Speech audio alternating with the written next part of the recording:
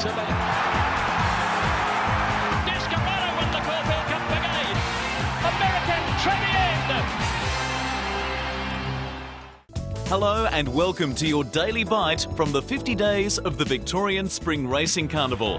And in the aftermath of a magnificent Tatts Cox Plate Day at Moonee Valley, there are two questions to be answered.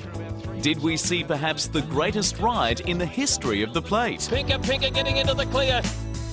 And have the French got the Emirates Melbourne Cup all parcelled up?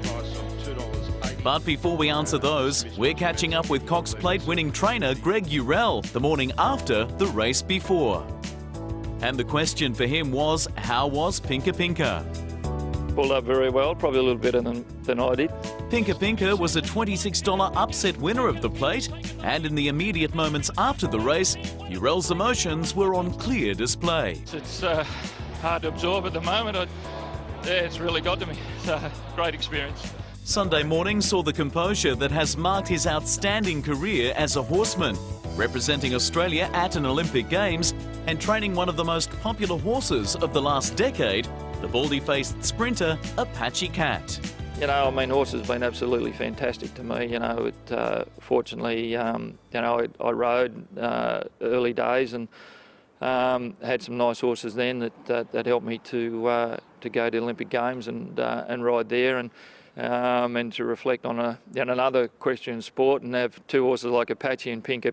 Well, yeah, it doesn't get much better than that. While Pinker was only the 7th mare or filly to have won in 80 years of Cox Plates, she continued the domination of females in feature races around the world in recent years. And her purchase price of $120,000 is looking mighty cheap. She was purchased from the English sales here in Melbourne. David and Carol, who of course own her, were at the sales and having a look around at the yearlings, and David only informed me last night that he really didn't have any intentions in buying anything at the sales that year, and he'd run into a couple of breeders and they said they'd had a few yearlings there that they'd like him to have a look at, and David had a look, and then I was wandering around and running into David and he said, oh look, you can go and have a look at these horses for me, and we did, and come back and I said, well, I really like the filly, the reset filly, and so he said, oh good, he said, I'll try and buy her, so yeah, it went on from there. Eurell was still shaking his head at the mastery of Craig Williams, who delivered one of the greatest Group 1 rides of the television era. Well, it was absolutely brilliant. He faultless, you know, and I suppose I was starting to get a little bit worried. I think, you know, approaching the half mile, you know, we were not drifting back, but the field was starting to move forward, and we were probably about 4th last at that stage.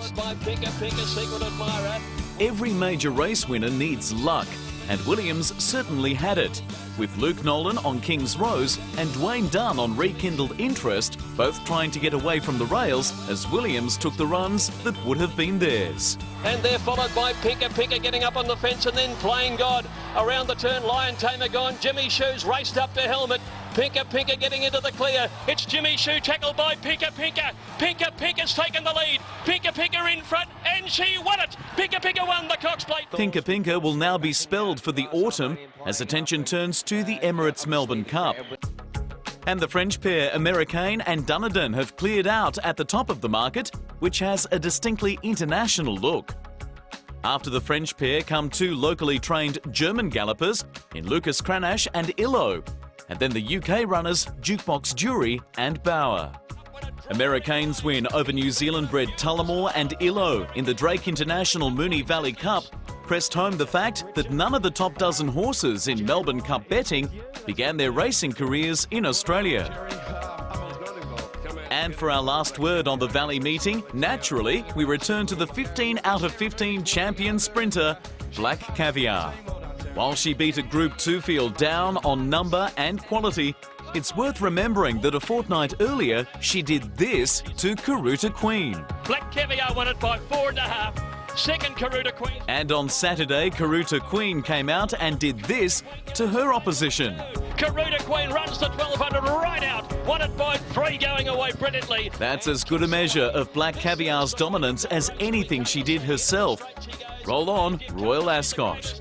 And that's all for now, but we'll be back again tomorrow with another bite out of the Victorian Spring Racing Carnival. Descarado won the Caulfield